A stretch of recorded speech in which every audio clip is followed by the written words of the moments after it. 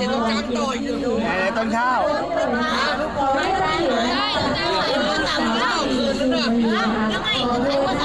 ขายไปคือข้อกันนะขายไปคือข้อกันนะนี่มีไม้ขอตัวเล็กแม่เหมือนจะไปจุงเลี้ยงอย่างเดียวมากเลยไม่ได้ไม่ต้อง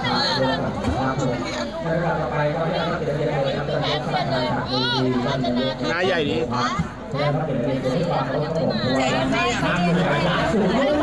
ตู้หนองต้นข้าวคนกลางก็จะ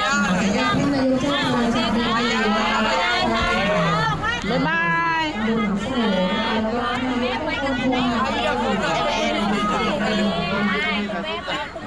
บาย